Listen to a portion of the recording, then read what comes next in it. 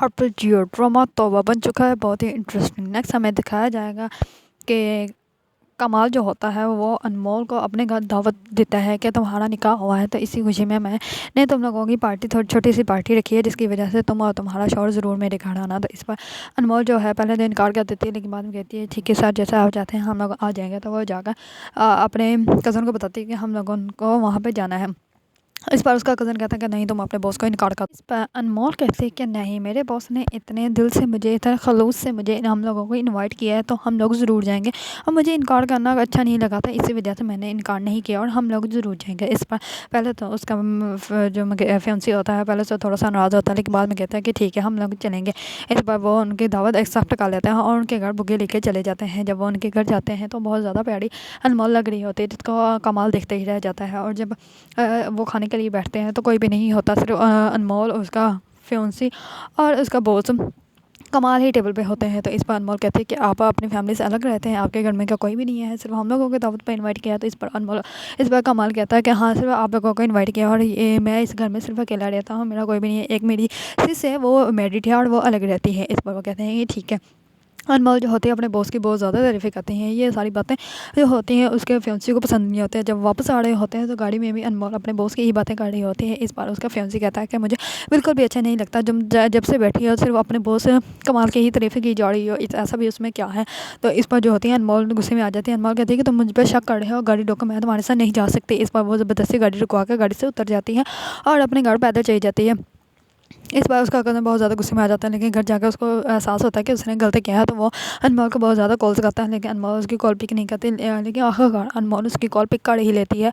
तो फिर वो उसको कहता है कि सॉरी, मैंने ऐसे बात नहीं की थी जैसा कि तुम्हें लगा, मैंने तो जस्ट वैसे ही बात की थी। तो इस पर अनमोल कहते हैं कि तुम मुझ पे शक कर रहे हो, मुझे नहीं लगता था कि तुम मुझ पे शक भी करोगे, अब तो मैं तुम्हारे निकाह में हूँ, लेकिन फिर भी तुम ऐसी बातें मेरे साथ कर रहे हो।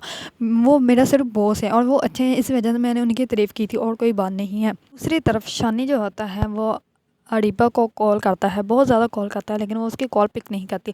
आखिरकार अरीबा उसकी कॉल पिक करती है। वो कहती है कि ये वरना ये सारी खाता रहेगा, इससे बात कर ही लेते हैं। वो कॉल पिक करती है तो शानी उसको कहता है कि मेरा सर दर्द का हो रहा है और मुझे बहुत घबराहट हो रही है, मुझे बताओ क्या करूँ। तो वो कहती है मेरे पास कोई घरेलू टोटके नहीं है, तुम जाके मेडिसिन खाएंगे, चाय पी लो, तुम ठीक हो जाओगे। इस पर शानी कहता है कि मुझे तुमसे एक और बात करनी है। तो अरीबा कहती है हाँ बोलो।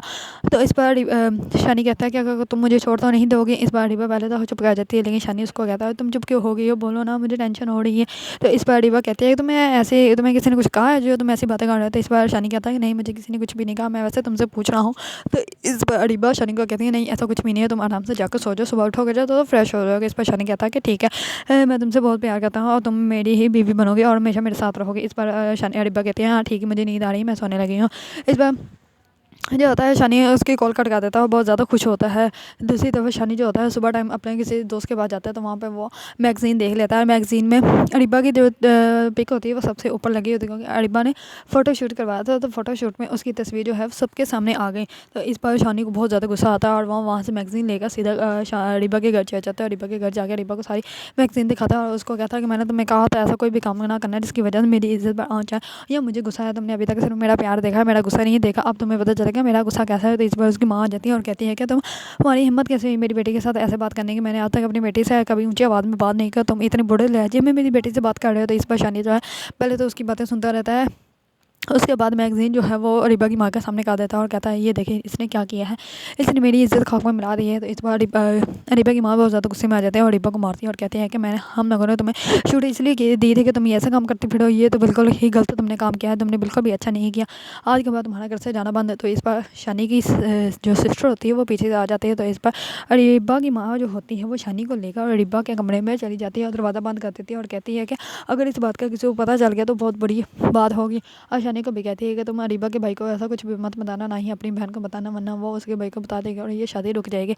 इस बार वो शानी को कमरे में ले जाती है, पता नहीं क्या कहती है, जिसकी वजह से शानी जो होता है वो चुप कर जाता है और किसी से कुछ भी नहीं कहता। अगर आप लोगों को ड्रामा तो अब पसंद है और इसके बारे में न्यू न्यू अपडेट जानना चाहते हैं तो मेरे चैनल को लाइक, कमेंट एंड सब्सक्राइब करना मत भूलिएगा।